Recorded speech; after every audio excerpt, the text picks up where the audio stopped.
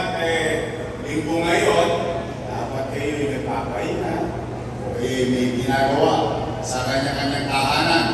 Pero minabuti ninyong pumunta dito. Kaya maraming salamat sa inyong lahat, mga nanay, tatay, lolo at lola. Pumanatag naman kayo. Huwag kayong mag-alala.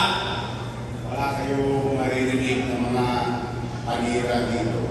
Hindi namin kayo pauwi ng konsumido. Isa lang din ang problema ng taong bayan. Pati ba naman yung problema ng mga politiko o problemahin pa ba ng tao? Kaya lang naman ang tao bayan.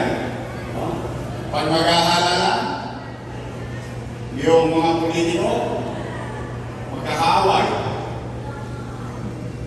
Yung magkakakibahay, magkakaaway din. Pagtapos ng eleksyon, yung mga politiko, bati-bati na. Yung magkakakibahay, nagkaaway pa rin.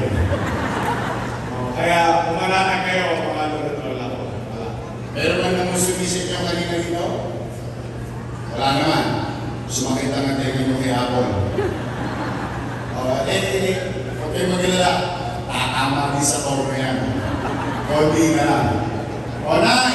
Tay! Kamusta kayo? Hindi salamat sa Diyos. Opo. Bagay na dapat natin ipagpasalamat sa Diyos. Bakit? Ilang taon pa lang ang nakakalipas. Lahat tayo, kasama kami, natatakot tayo na baka tayo magutom o mamatay sa infeksyon ng COVID-19. Lahat tayo nangangampal. Takot na takot tayo. In fact, kahit sa loob ng bahay, pag may umaachil, ay may COVID.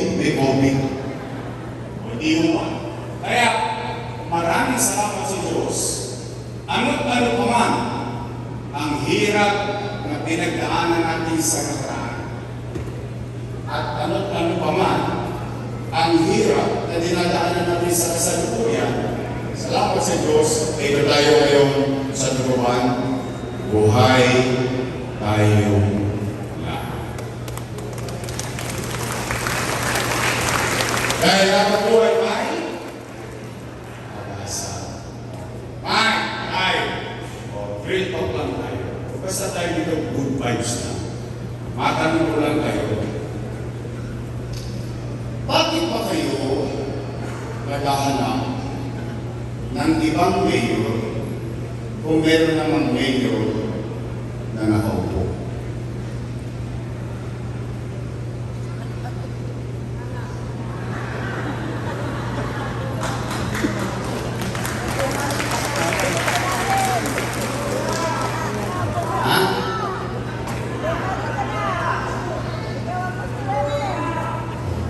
Hindi, kaya ko yung naitanong kasi gusto ko lang malaman ninyo kung nangangamba din ako. Bakit po? Dahil yung mga nakaupo, mga alaga ko po. Opo. For almost 20 years, inalagaan ko yung mga yan. Bakit? Bilang pagtanaw ng utang na loob kay Danny. Alam niyo yan. Hindi ko yan pinupli. Hindi ko yan ilan. Ang katotohanan, tayo mga Pilipino, isa sa itinatapos ng ilong natin o ipinagmamalaki natin ugali sa buong mundo, tayo mga Pilipino ay marunong tumanaw na at ang utang na loob ay walang katapusan kayo. Tingnan po natin. Kung totoo pa, at tinanong ko, yung utang na loob kay Boss Dan, na ilalagaan ko yung kanyang mga tingnan po natin. Una, Philip Laguna. Nakaupo? Nakaupo. Dennis Laguna. Ako ito pahirap sa mga negosyante. Sumig. Nakaupo? Nakaupo. Lay Laguna. Nakaupo?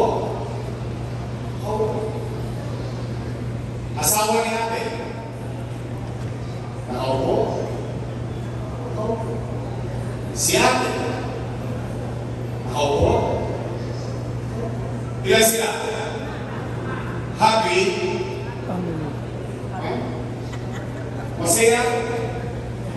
Masaya ako na yung hindi napagtagumpayan ni Boss Danny, napagtagumpayan ng kanyang mga anak sa tulong natin lahat. Ngayon, ang tanong, kung sila'y naging mabuti sa kanilang tungkulin o hindi, hindi ako parang musga. Taong bayan ang magbuhos niya. Alam. Ngayon, bakit sila nagagalit sa akin? Bakit ngayon ako na ang pinakamasama? Sa mata nyo? Matanong ko. Tingnan ninyo, maghanap kayo ng kahit isa lang.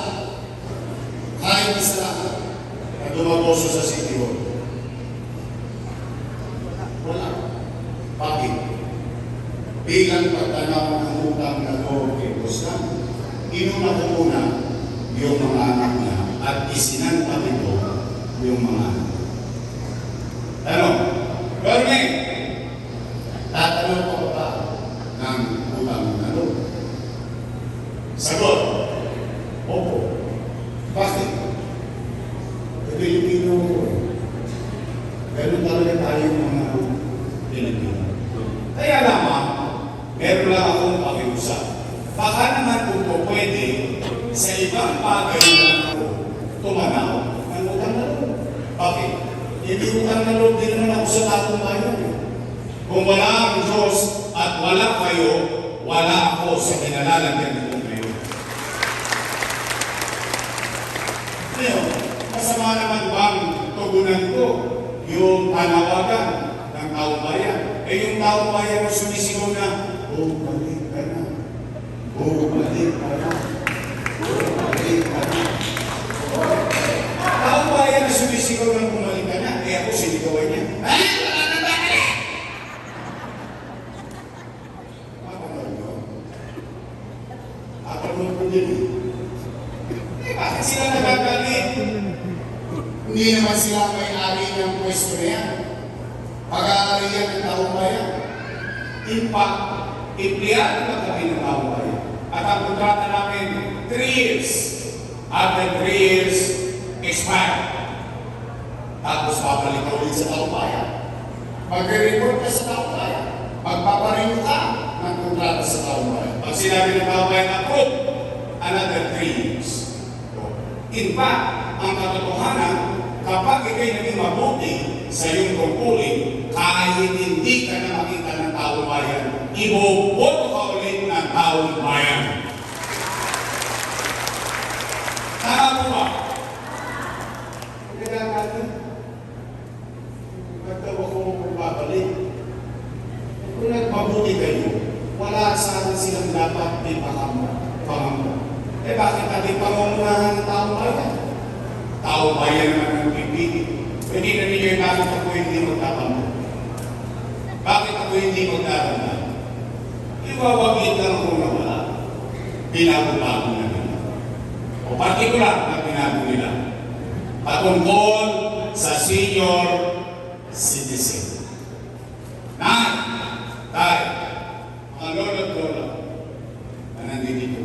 Totoo ba yung ginawa nila na kapag sa quarterly pension or monthly pension at quarterly ang bigayan, kapag wala ka sa araw ng bigayan, ng payout, forbidden na yung pension mo?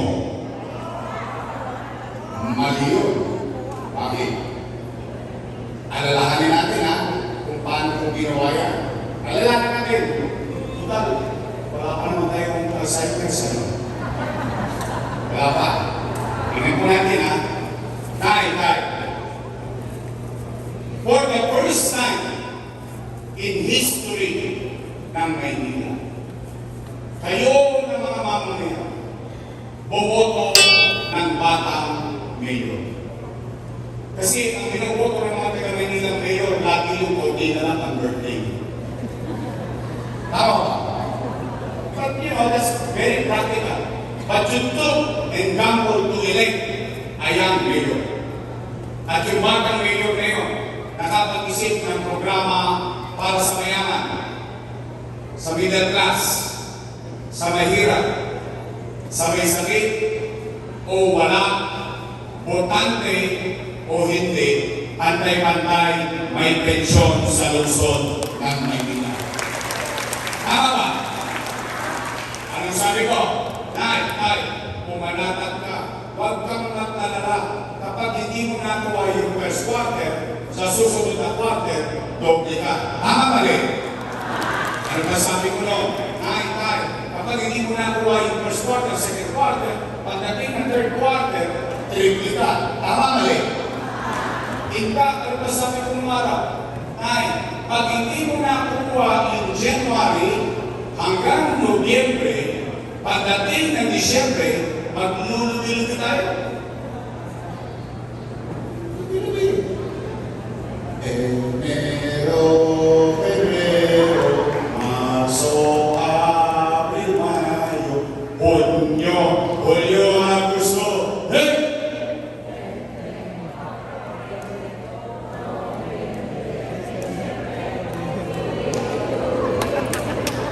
Talagang makanda na kayo. Alam niyo yung kanta. Diba? Anong ibig sabihin? Yung matanda, panatag ang kalooban, na kahit hindi niya makuha buong taon, pagdating ng Disyembre, 6,000 siya.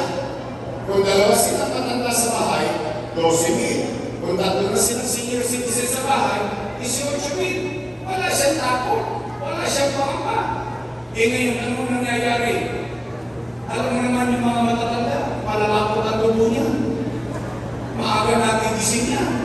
Sa nervyos, dahil hindi na niya alam yung araw ng payout, pagkagising niya, sabi ko kayo matanda. Chairman, anong balita? Nay, wala pa. Ay, sawi, uwi. Gising ulit, pinabukasan, saan naman yung pupunta? Uy, Chairman, ano nangyari? Lolo, wala pa. Mamalas-malas mo, yung matanda, tinawagan na ako. Lola, namimiss ka na namin. Pasyalan mo naman kami dito sa Cavite. Lolo, namimiss ka na namin. Pasyalan mo naman kami dito sa Bulacan. Siyempre matanda, walang nagawa. Tinawagan na ako. Nagbakasyon. 2 days after, balik ng Binondo. Saan naman pupunta? Chairman, any update? Nakunay, nagkabigayan kahapon wala ka.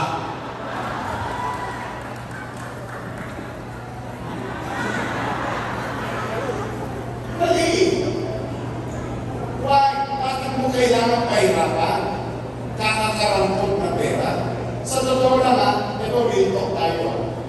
Yung iba naman sa inyo dito hindi naman kailangan yung 500. May 500 naman kayo. Sa totoo. Kaya naman, alam mo yung tinatangos ng ilong ng matanda na sa hinaba-haba ng panahon, ang daming kayo. Sa tagal-tagal kong pamumuhay sa Maynila, ang tagal-tagal ko na nagbabayad ng abilya. For the first time, nagkaroon ako ng meditation directly from the city government. Ay, may halaga pa pala ako. Ay, may bilang pa pala ako. Ay, pinagmamalasakitan pa pala ako ng pamahalaan lungsod ng Maynila. That's the purpose. It's not the amount. It's not the money. It's the act itself. Tapos ₱500 pagkahirapan mo kayong matanda. In fact, yung iba nga sa inyo dito, pinagagalitan pa ng anak Oo. Ay, huwag ka nang pumila dyan ng init-init. Baka may stroke ka pa, 1.5 lang yan. Ako na magbibigay sa iyo. Ano sabi ng matanda? Ayaw ko ng pera mo, gusto ko kay government. Yung itinatapos ng ilong ng matanda na, ay, importante pa pala ako. Ay, may halaga pa pala ako. Mahal pa pala ako ng puso. Kung ₱500, pahirap mo. O na, ito ba? Yung gatas na issue, wala na din daw. So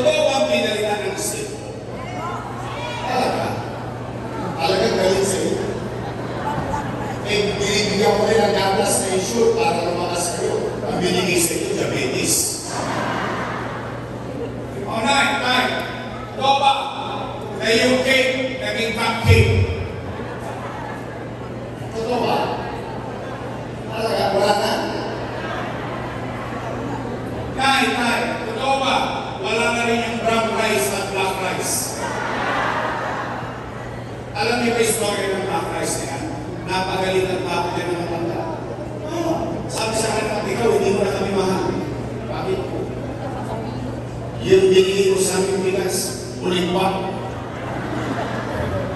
Maitim na, mahirap pa lutuin at makunat pa. Sabi ko naman doon sa katanong, tayo, yan po yung pinakamahal na bigas sa buong mundo. At yan ang pinakamasustansyang bigas. Hindi, ang inibitib eh.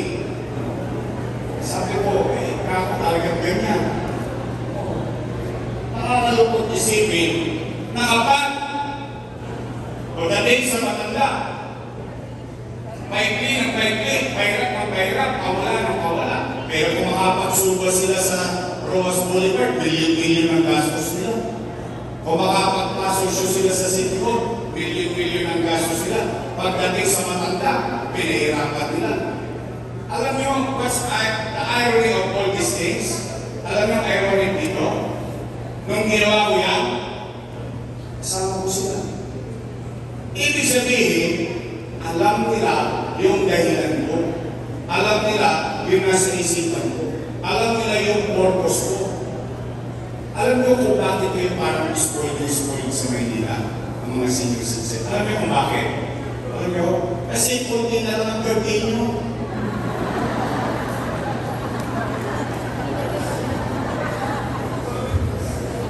Alam niyo takot niyo? Eh, maganda lang yan. Una-ako na lang yan.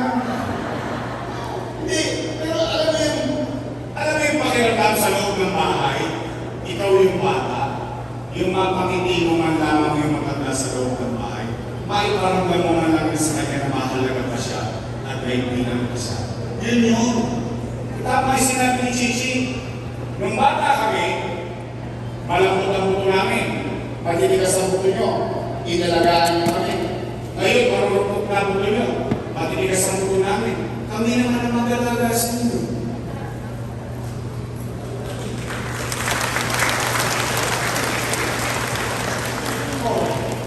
Parang kayo na mamugla.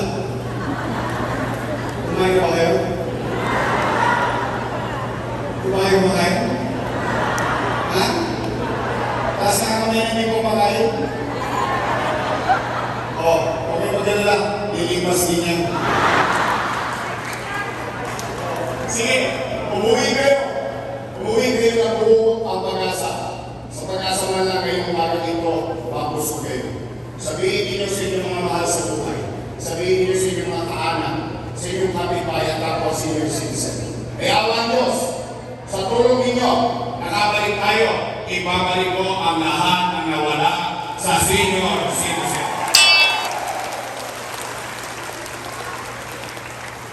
Pangalawa, ako'y may napapansin. Pero hindi ko alam kung napapansin niyo. Kaya kayo ang sasagot nito. Bakit? Kapag ipinanggaling sa akin, siyempre bias. Bakit? Kalaban ako sa politika. Pero tayo ang tatanungin ko. Kung napapansin ninyo, yung napapansin ko.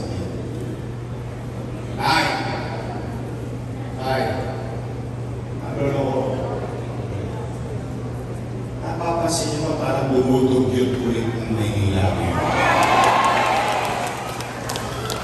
Talaga? Pare-pareho tayo napapansin. Talaga?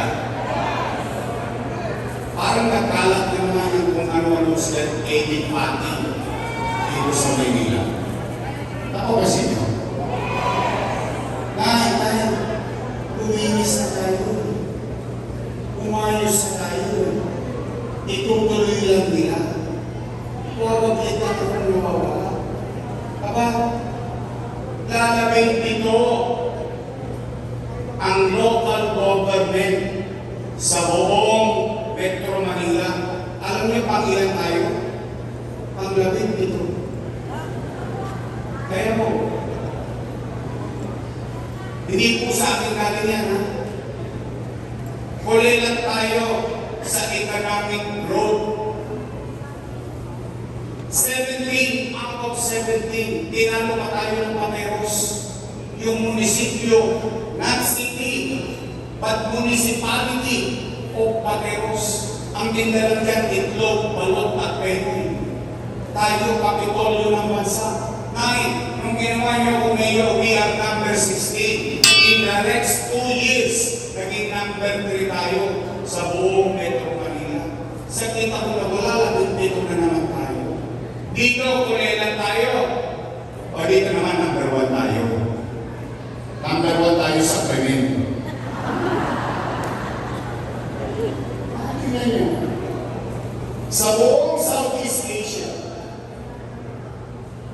not Philippines, but city, we are now number 1 in crime index. Ang ibig sabihin niyan, magulo, maraming obstruction, patayan, holdapan, kidnapan, droga, yan na naman ang nangyayari sa lungsod ng Maynila.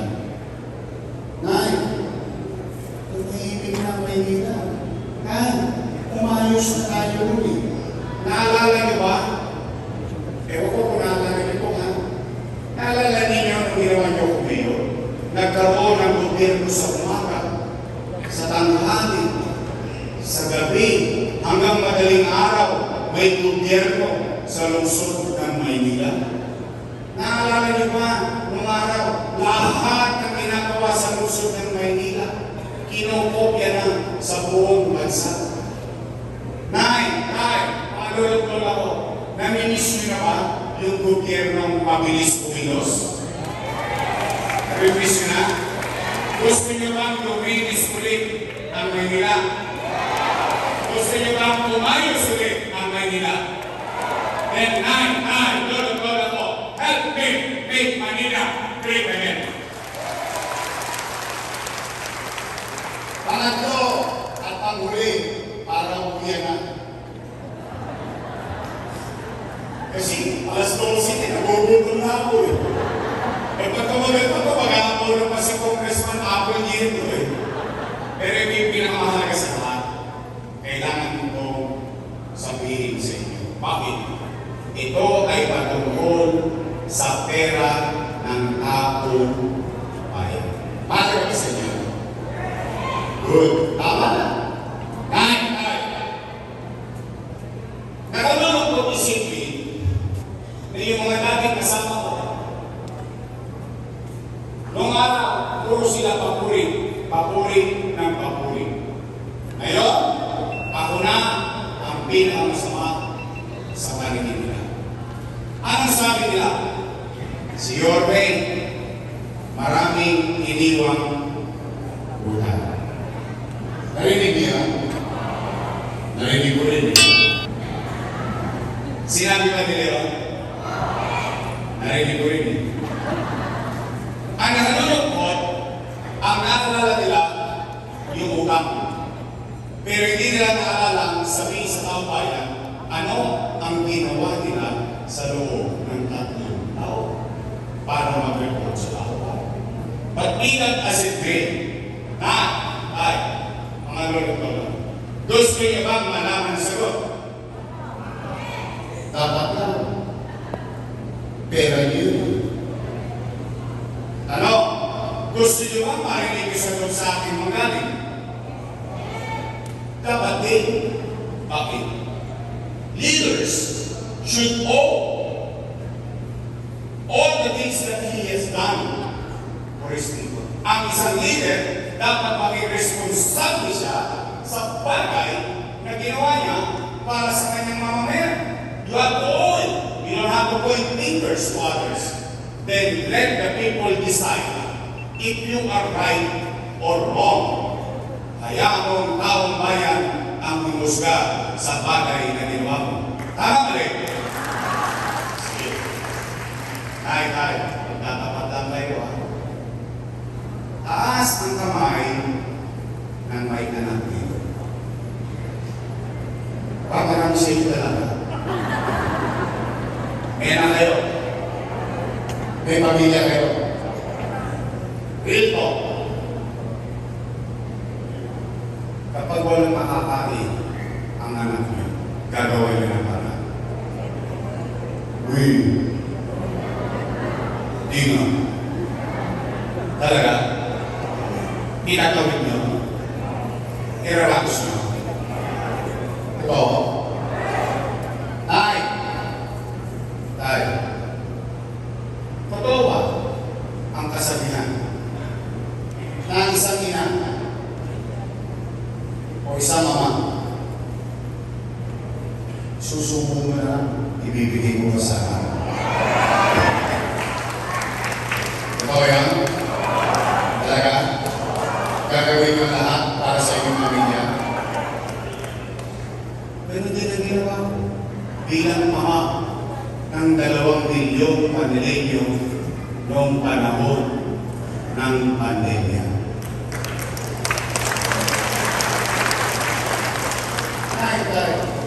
When you elected me as mayor in 2019, I took the responsibility. Wala kayong narinig sa akin, itinuro ko yung nakaraan na walang iniwan sa akin pera. Wala.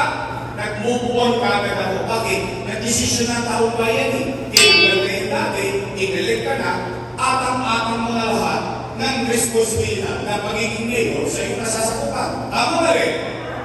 Ano nga po ginawa? Nilinis mo Maynila.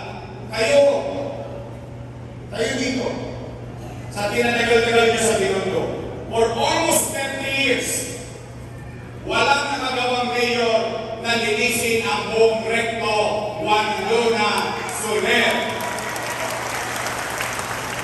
Na ibalik ang kalsada para sa taong bayan. In fact, because of what happened, it became a national directive sa buong Pilipinas. Kinupokya na tayo. Pangalawa, ano ginawa ko? Kinausap ko yung mga negosyante. Nag-ikot ako, FFCCI, American Business Champions, Makati Business Club. Kinausap ko sila lahat. Ano sabi ko? Patawarin na yung Maynila. Alam ko, nagkulang sa inyo ang gobyerno. Hindi lang nagkulang, inabus pa kayo ng gobyerno ng Maynila. Ngayon, let's start from zero. Let's redo it again. O, ano nangyari? Nagbalikan ang negosyante sa lusog ng Maynila. Lumago ang negosyo. Bakit? Kasi gusto ko magkatrabaho ng tao. O, in fact, pati matatanda, napakiusapan ko yung Jollibee, McDonald's, Chowking, and so on and so forth. Sabi ko, yung mga able and willing kong mga senior citizen, baka pwede makapagtrabaho sa inyo. Umakit na tayo. Lahat ng Balonges sa Maynila. Ano sinabi ko? Kayo ang mga kriminal. Hindi ko kayo mapipigilan gumawa ng krimen. Nanay nyo nga, hindi kayo mamatayan ng 24 oras sa lupa. But I guarantee the people of Manila, ano sabi ko? Kapag ginawa nila ang krimen sa Maynila, ang ikamamatay nila, kuya. Because we will make sure that they cannot escape the long arm of the law. We will make them pay. Buhay, kulong, hoyo, sentensyado. Ano nangyari? Natakot ang mga kriminal sa Maynila. Ang crime rate natin, hindi nag-slide, nag-dive. That's how it is during our time. Umaangat na tayo, umaayos na tayo, nawawala ng kalugyan na sa Maynila, nagre-recover na tayo economically. Boom! Sumalpok tayo sa balero. Nagkaroon ng pandemic. Ano? Mauunahan ko ba kung wala ang pandemya? Anong epekto ng pandemya? Wasak ang ekonomiya. Nino? Ng Maynila? Hindi. Ng Pilipinas? Hindi. Ng buong mundo. Ang epekto ng walang ekonomiya, walang hanap buhay. Walang hanap buhay, walang trabaho, walang pizza, walang chicha. Anong ginawa ko? Pagsiyasat ko rin. Pagbuka ng pandemya, 3 months, 90 days, hindi ako umuwi ng bahay. Ni silip, ni dumaw sa pamilya ko. 90 days, 3 months, sa sityo rin ako natutulog. Bakit? Nag-aalala yung 2 milyong binibig. Anong aasahan nila sa gobyerno? Ano naging epekto ng sakripisyong iyon? Ano? Kayo na mga nakabuhay dito, at least, matapos ang ilong ninyo, ayaw nyo sabihin, noong panahon ng pandemya, walang nagutom sa lungsod ng Maynila. Mayaman, middle class, mahirap, bawat pamilya pantay-pantay, may food box. Buwan-buwan, hindi ba nga nauubos yung isang food box, dumarating na naman yung isang food box. Tama na rin? Hindi tayo nagubo. Ano ba nangyari sa Maynila? Tayo lang sa lungsod ng Maynila. Ang tanging, I think you should know better than anybody else. Ito ikinatapos sa akin ng ibang mayor. Bakit? Ang Maynila, ang kapuna-unahan at tanging nakabili ng sarili niyang bakuna laban sa COVID-19.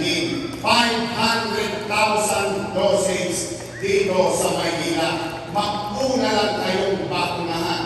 Pera ng tao bayan. Nay, sa India nagkakaubusan ng oxygen. Sa Pilipinas nagkakaubusan ng oxygen. Sa Maynila, buday-buday ng tangke ng oxygen. Tayo, meron disipin, Tocilizumab, Molnupiravir, dang-dang dito ang halaga ng bawat isang gamot. Mabuhay lang ang isang pasyente na may COVID-19. Nay, tayo lang, in 52 days, nakapagpagawa, worth 300 million pesos na COVID-19 field hospital sa Luneta. Ubus ang Chinese General Hospital. Ubus lahat ang private hospital. Wala nang bed. But sa Maynila, meron tayong COVID field hospital. Nay, habang kinakaharap mo ang araw-araw na iligtas ang tao sa gutom, sa sakit, sa kanan, sa kaliwa, tinuloy ko ang pangarap ko sa Maynila. Bakit? Ipinangako ko yun sa inyo eh. Hindi ako nagpaawa sa COVID-19. Itinayo, Condominium 1, Condominium 2, Binondominium 1, Pasay Community, San Lazaro Residence, San Sebastian Residence, Pedro Hill Residence. Itinayo, 10-story fully air-conditioned public school, Rosario Almario Elementary School, Manila Science High School, Albert Elementary School, Magsaysay High School. Itinayo, Paseco Hospital. Itinayo, brand new 10-story bagong hospital ng Maynila. Pinagtataka ko, bakit hindi nyo nagagamit yung MRI machine? 3 years ago ko pa yan binili. CT scan machine. Mamahalin kami. Pera ng taon pa yun. Tay, ano? Saan ko kinuha yung pera na yan? Ano, kumikot ako ng iba? Hindi. Anong ginamit ko? Abilidad. Bakit? Umaasal tao pa yan eh. Nag-maker ka eh. You do your job. You don't blame anyone. You don't blame the situation.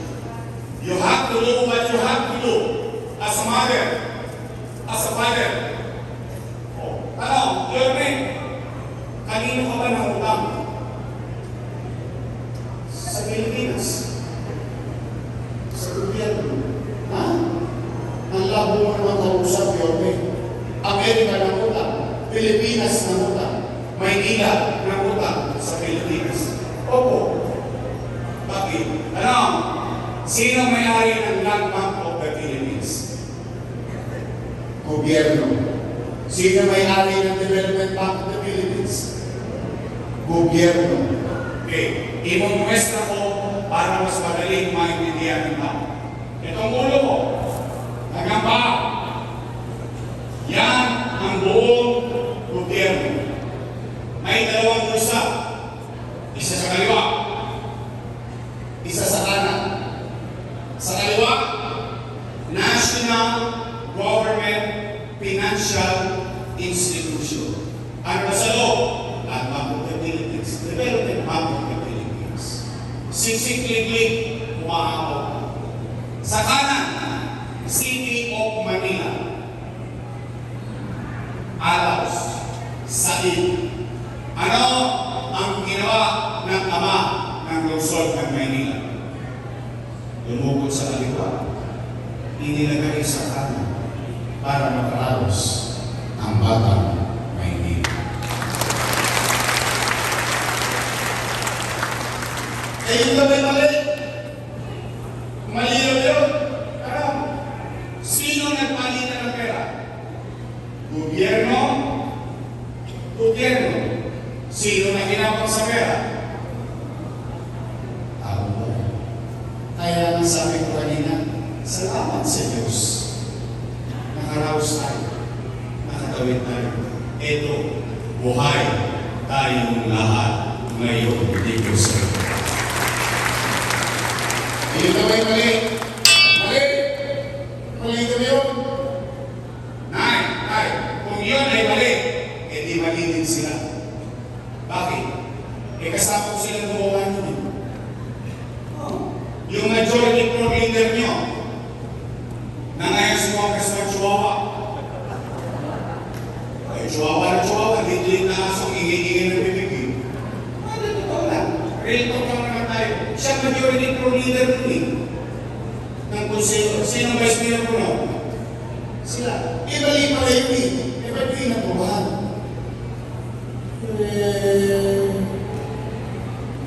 Chihuahua.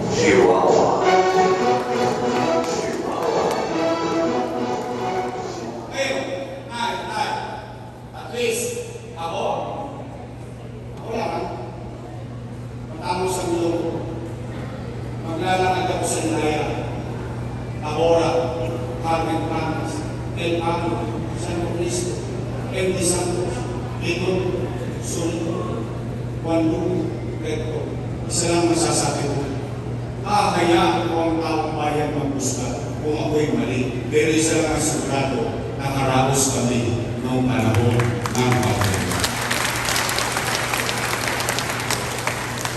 Kaya, mga nanay-tatay po na naparito, malamang, di matatawag din kayo. Ay, puntahan ninyo, karapatan ninyo makinig kayo yung mga mayan. Tama po ba? Pero pwede ba ako makisuyo bago tayo matapos? Pwede ba makisuyo? Pwede ba ipabatid ninyo yung mensahe ko sa kanila? Halimbawa, pinatawag ka kayo, sinabi-sabi nila, ay, utang! Hindi na nila. Sagutin ninyo, oy, hindi nasasabi sa inyo si Yorme. Umalis na lang kayo dyan, siya na lang magbabayad ng utang. Ano? Sino dito walang utang? Okay na yun, walang itasa ko ngayon. Yun talaga buhay. That's right. Sa negosyo, namumutang ka para lumabog ka. Minsan tumutulong ng cheque mo. Sa buhay, kailangan mo ng tatas. Gagawa mo ng parang babalik kayo bumalik. Lahat ng pamamaraan kung paano mo irarapos ang pamilya mo, gagawin ng isang ina, gagawin ng isang ama. Mano pa ang isang ama ng 2 milyong Manileño umaasa sa kanila. Kaya nay, gusto niyo ba talaga ako bumalik? Will? Bakit sinasarap-sarap ko yung ako? Hindi nga. Wala? Patas ka naman yung gusto ko bumalik? Talaga? Promise? Next time? O sige. Ito Ay, real talk. Kasi gusto ko lagi kwetas-kwetas tayo. Anong gagawin ninyo? Anong gagawin ko? Kayo na bilang mamamaya, kami na bilang leader. Dapat kayo lagi ang gobyerno para maliwanag ang laging mag-usap. Tay, I'm not really sure, but most likely, mukhang compass na ulit yung gobyerno ng Maynila. I'll cross the bridge when I get there. But the way it looks right now, nagkalat ang basura, limasin ko ang basura, tataka ko ang basura, para tayong bumalik sa dekada 80. Noong 1980s, nung basurero ko, tuwa-tuwa ako magpapasura sa Edi Santos. Alam niyo yung Divisoria Market? Yung sa likod daw may tambakan. Yung malapit sa tindahan ng Limaco. Alam niyo yun? Yun ang tambakan ng ako. Parang yung tambakan niya, bawat kanto sa Recto, bawat kanto sa Divisoria, meron yata basura. You know, these are the things that you, when you quantify the situation. But, rest assured, kahit gaano kahirap, yung sitwasyon ng gobyerno may hinatumanatan kayo, nagawa ko nga dati, hindi gagawin ko na lang ulit. Tama ba? Kaya naman, meron akong request. Isa lang. Kung gusto nyo mabilis tayo makarecover, kung gusto nyo mabilis ulit ang gobyerno, pwede ba akong mag-request? Isa lang naman. Yung iba, the rest of it, I'll manage it in my own little way. Unang hindi ako marunong makarecover lang tayo. Isa lang request ko. Pwede mag-request isa? Pwede straight na. Right? Mag-ingat kayo sa sagot. Baka mamaya, politiko din kayo. Yung politiko, pangako ng pangako, labi ng papa ko. Straight? Talaga? Uy, aasap. Pagdating ng eleksyon, bibili ako ng dividendaso. Bubuksan ko yan. Kure pa ba? Pagkagawa kaya itong binondo. Ha? Straight? Yung binondo. Oh, after election, ako naman ang singilin ninyo. Promise? Straight? Talaga?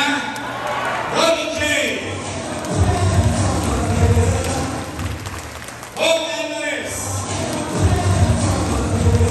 Chris Taque! Natikman niyo ba yung buki niya? Masarap ba? Aangalin ko siya, Mocha Puso! Kanina yung nagsalita rito, ulang na rin ang buhok, ano? Sino mas pogi? Si Letlet o si Don? Ha? Letlet? Pasensya ka na, Let. Talagang ganyan ang buhay. Lilimas din tayo. Ang pogi masipag ako siya natin. Tol! Sargan!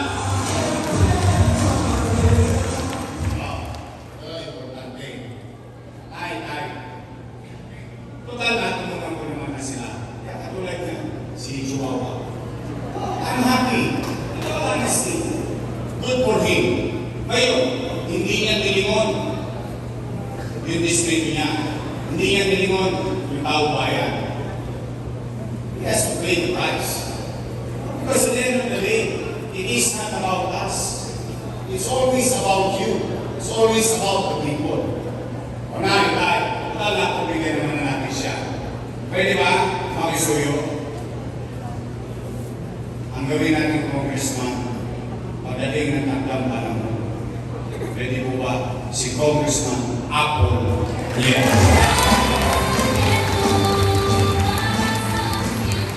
At least sigurado ko ito, iikutin ang bahay niyo. At least sigurado ko ito, makikita niyo sa kalsada. Hindi sa platform yung makikita. At puro piyaw-piyaw, wow-shaw. Ako naman eh. Ako bayan niya. Yan ang importante naman sa ako. Wala, ito naman. Ang aking partner, graduate ng LASAP. Kaya lang, talo ko siya. Ako, graduate ng Ateneo de Tondo. Graduate ng Political Science. Aral sa kanya naman, ilang vice mayor. I think magaling na vice mayor ang ating lungsod. Ching Atienza. Straight? Naalala niyo ang pangalan nila? Di ba ka makakalimutan yun? Sige, pasimplihan natin. Ito, dalawang grupo lang naman ang mapipilihan ninyo. Dalawa lang yan. Unang grupo, your questions, matamis. Kabilang grupo, ladies' choice. Ay, kayo may sabi ng hindi ko. Kayo, tatawanan mo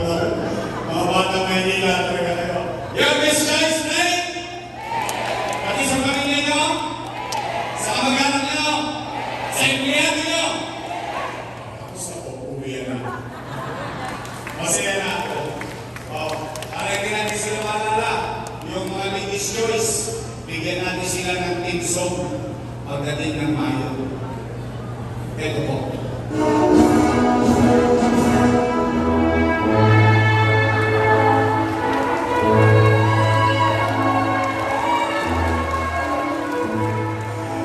Pag-graduate na natin lahat yun.